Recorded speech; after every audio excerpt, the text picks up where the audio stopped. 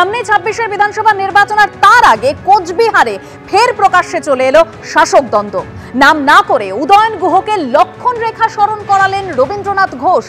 গতকাল কোচবিহারে একাধিক উন্নয়নমূলক প্রকল্পের সূচনা করেন উত্তরবঙ্গ উন্নয়ন মন্ত্রী। অনুষ্ঠানে গড় হাজির ছিলেন কোচবিহার পুরসভার চেয়ারম্যান রবীন্দ্রনাথ ঘোষ। আমন্ত্রণ জানিয়ে চিঠি পাঠানো হয়েছিল, সম্ভবত ব্যস্ততার কারণে আসতে পারেননি মন্তব্য করেছেন উদয়ন গুহ। অন্যদিকে রবীন্দ্রনাথ ঘোষ তিনি বলছেন যে লক্ষণ রেখা না মানলে যা হওয়ার তাই হয়েছে। আমিও উত্তরবঙ্গ উন্নয়ন মন্ত্রী ছিলাম। পুরসভাকে অন্ধকারে রেখে প্রকল্পের উদ্বোধন, অনুষ্ঠানের ব্যানারে শুধুই মন্ত্রীর নাম রয়েছে, এটা অসৌজন্য, ক্ষোভ প্রকাশ করেছেন তিনি।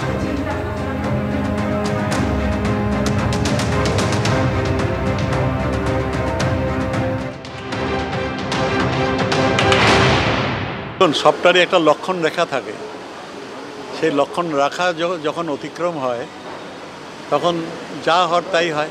আমাকে সম্পূর্ণ অন্ধকারে রেখে, পৌরসভাকে অন্ধকারে রেখে যেভাবে কালকে এই ধরনের অনুষ্ঠান করলো, এটা ঠিক নয়।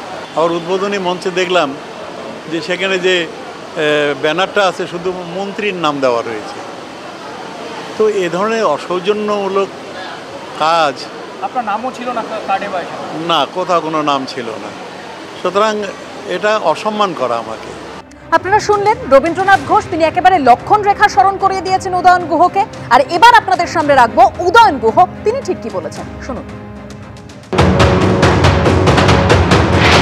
দক্ষিণ বিধানসভা কেন্দ্রে শুধুমাত্র আজকে উদ্বোধন হলো, ২৫ কোটি টাকার ওপরে কাজের শুভ সূচনা হলো।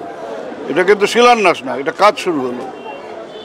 আচ্ছা, পৌরসভায় কর্মসূচি হচ্ছে কিন্তু চেয়ারম্যান সাহেব তিনি অনুপস্থিত উদ্বোধনী অনুষ্ঠানে। নিশ্চয়ই অন্য কাজে ব্যস্ত আছেন। উনি তো, ওনাকে দপ্তরের পক্ষ থেকে আমন্ত্রণ জানানো হয়েছে, আলাদা করে চিঠি। ওনাকে এবং ওনার যারা কাউন্সিলর আছে তাদের সবাইকে আমন্ত্রণ জানানো হয়েছে। অনেকে এসছেন, কেউ কেউ হয়তো আসেননি, তারা হয়তো আগের থেকে অন্য কোনো কর্মসূচিতে ব্যস্ত আছেন, তার ফলে আসতে পারেন। ভালো হতো সবাই, আর যত বেশি লোক আসে তত তো ভালো হতো। অর্থাৎ বুঝতেই পারছেন রবীন্দ্রনাথ ঘোষ এবং উদয়ন গুহর মন্তব্যে একেবারে প্রকাশ্যে চলে এসেছে কোচবিহারে শাসক দ্বন্দ্ব। এই নিয়ে কোচবিহার দক্ষিণের বিজেপি বিধায়ক নিখিল রঞ্জন দে কি বলছেন শুনুন। এদিকে হিপি গোষ্ঠী, হিপি উদয়নবাবুর গোষ্ঠী, আরেকদিকে রবিবাবুর পার্থর গোষ্ঠী।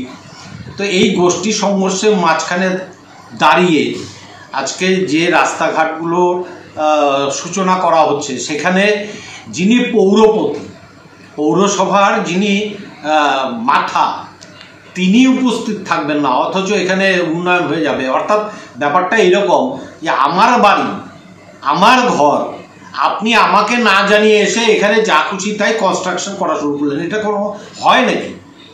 কে পৌরসভার ভেতরে থেকে যদি উন্নয়নমূলক কোনো কাজকর্ম করতে হয় তাহলে অবশ্যই পৌরপতিকে ডাকার দরকার ছিল, ওই এলাকার যে সমস্ত কাউন্সিলররা আছে তাদেরকে ডাকার দরকার ছিল। তার মানে কি, আমরা গণতান্ত্রিক শাসন ব্যবস্থা তৃণমূল কংগ্রেস যেমন মানে না, এখানেও ঠিক তাই প্রমাণ হচ্ছে। আর এখানকার যে গোষ্ঠী কন্দল, এটা সর্বজন বোধিত।